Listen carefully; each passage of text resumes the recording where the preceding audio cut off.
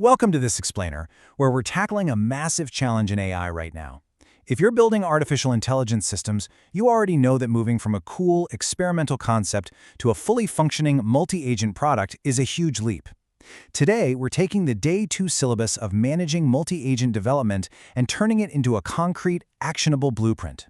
We're going to take those abstract project management principles and figure out exactly how to apply them to build a highly capable AI system. So here's our roadmap for today's blueprint. We'll start with the Day 2 blueprint itself, move into gathering our foundational requirements, define roles and user stories, and finally, wrap the whole thing up with metrics and the AI project. All right, let's dive right into Section 1, the Day 2 blueprint.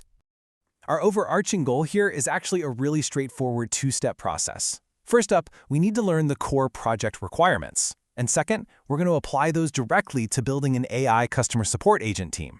Now, why customer support? Well, it's honestly the absolute perfect testing ground for multi-agent development.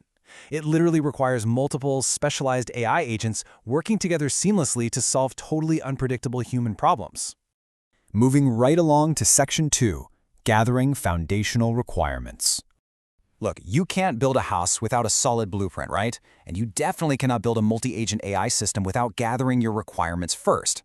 This is that critical process where you identify exactly what the AI system has to do to hit specific business objectives. And with AI, this gets particularly tricky because the system is inherently non-deterministic.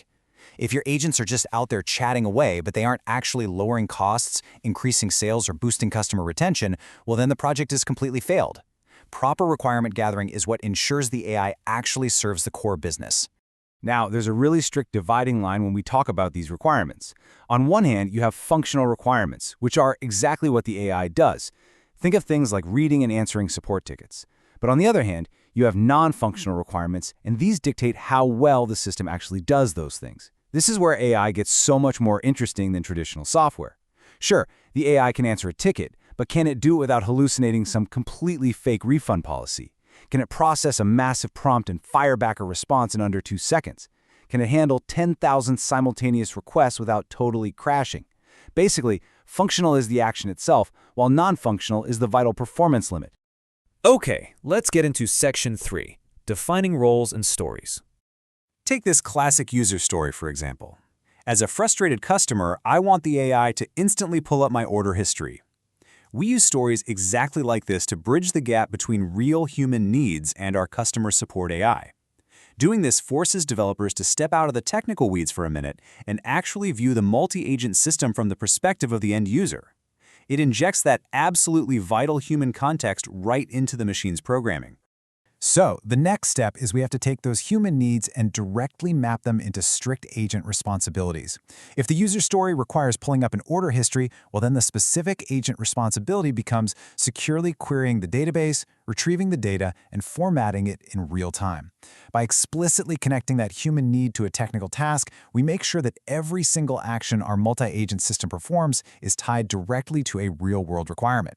That means no wasted compute, just highly focused development. Which brings us to our final part, Section 4, metrics and the AI project. We've laid the foundation, we've designed the responsibilities, but as the old saying goes, you just can't manage what you can't measure. We absolutely have to establish strict success metrics, and we are talking about hard data here. First up is the AI resolution rate. How many tickets is the AI completely solving without needing any human intervention?